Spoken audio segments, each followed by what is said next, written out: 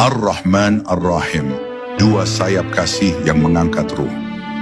Dalam keheningan kalbu yang mulai terjaga, terdengar dua nama agung yang berkali-kali disebut, seolah menjadi jantung dari setiap napas suci.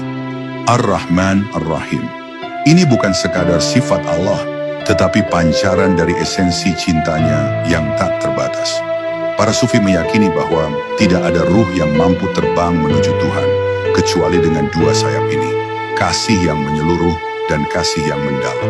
Maka ketika seseorang menyebut namanya, ruhnya sebenarnya sedang memohon untuk dipeluk dan diangkat oleh cinta ilahi itu. Ar-Rahman adalah kasih yang meliputi seluruh makhluk, baik yang mengenalnya maupun yang membangkang.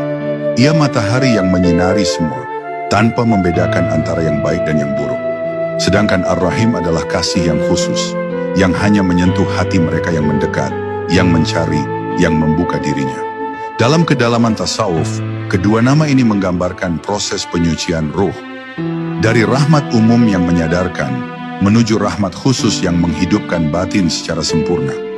Ketika ruh mulai mengenali Ar-Rahman, ia mulai merasakan bahwa hidup ini tidak dibentuk oleh kebetulan, tapi oleh kasih. Bahkan penderitaan pun bisa menjadi bentuk rahmat jika dilihat dengan mata ruh. Dan ketika ruh mulai merasakan sentuhan Ar-Rahim, ia akan merintih lalu mencinta.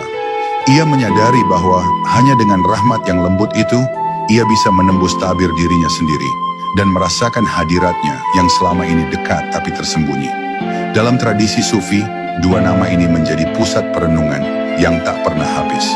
Mereka bertanya, jika Allah begitu pengasih dan penyayang, mengapa manusia merasa jauh? Dan jawaban mereka bukanlah kata-kata, melainkan keheningan yang penuh pemahaman. Jarak itu bukan dari Allah, tapi dari hati yang tertutup. Maka setiap penyebutan Ar-Rahman Ar-Rahim adalah doa rahasia. Ya Rob, lunakkan hatiku agar aku bisa merasakan pelukanmu. Para wali memandang sifat kasih ini sebagai jembatan ruhani. Ia mengangkat ruh dari ketakutan akan siksa, menuju rindu akan perjumpaan. Seorang salik tidak akan tahan lama hanya dengan rasa takut. Tapi ketika hatinya telah tersentuh oleh kelembutan Ar-Rahim, maka ibadahnya berubah menjadi kerinduan. Ia beribadah bukan karena takut neraka, tapi karena ingin terus berada di hadapan yang Maha Penyayang.